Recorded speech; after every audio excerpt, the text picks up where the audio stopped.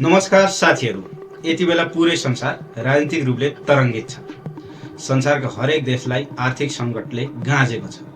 त्यसैको मौका छोपेर अनेक थरी स्टन्टबाज, पपुलिस्ट, दक्षिणपन्थी, युद्धप्रेमी शासकहरू सत्तामा आइरहेका छन् र तिनले आफ्नो चर्तीकला देखाएर संसारलाई नै युद्धको भुमरीमा पारिरहेका छन्। यस्तो कामको अगुवाई अमेरिकी राष्ट्रपति डोनाल्ड ट्रम्पले गरिरहेको हामी सबैलाई थाहा नै छ। तर अधिकांश देशका पपुलिस्ट शासकहरू पनि ट्रम्पभन्दा कम भने चाहिँ छैनन् है। हामीले संसारभरिकै शासकहरूमा एक नजर लगायौँ भने यसबारे स्पष्ट चित्र हाम्रो अगाडि आइ नै हाल्छ।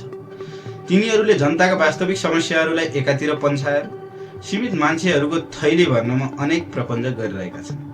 हाम्रो देश पनि अस्ति भदौमा भएको जेनजी विद्रोहपछि सङ्क्रमणको चरणमा छ र चुनावी माहौल बन्दैछ।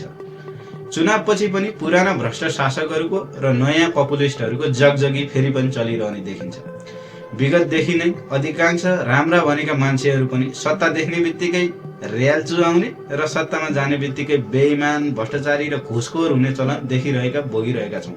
यस्तो किन हुन्छ?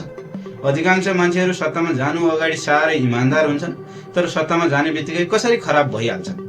यी र यस्ता तमाम चित्त नबुझेका विषयहरूमा प्रतिक्रिया त हामी दिइरहेका छौँ, जुन एकदमै राम्रो, जायज र स्वाभाविक काम हो। तर हामी मध्ये अधिकांश मान्छेहरू प्रतिक्रियाहरूमा मात्रै सीमित हुने गरेका छौँ। समस्याको थोरै पनि गहिराइमा गएर आलोचनात्मक विश्लेषण गर्ने काममा हामी खासै लागेका छैनौँ।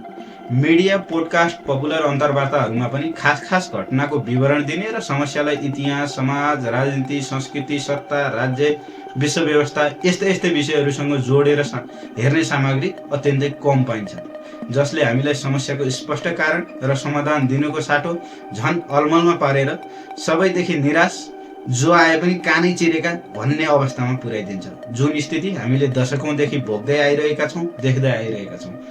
तर मलाई अहिले संसारभरि राजनीतिमा आइरहेको समस्या एक र अर्को देशसँग जोडिएको छ भन्ने लाग्छ। अझ राजनीतिमा आएको समस्या इतिहास, समाज, संस्कृति, अर्थतन्त्र, विचार, कानुनहरूसँग पनि जोडिएको छ भन्ने लाग्छ। र यी सबै विषयहरूलाई जोडेर समस्याको व्याख्या विश्लेषण गरिएको नेपाली भिडियो सामग्री अत्यन्तै कम छ भन्ने महसुस भएको छ।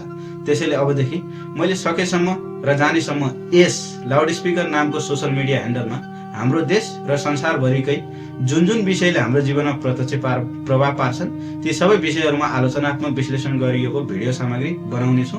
यस ह्यान्डललाई सेयर र सब्सक्राइब गरिदिनु होला। भिडियो के कस्तो लाग्छ अन्तिमसम्म हेरेर सबै भिडियोहरूमा प्रतिक्रिया जनाइदिनु होला। धन्यवाद, थ्याङ्क यू।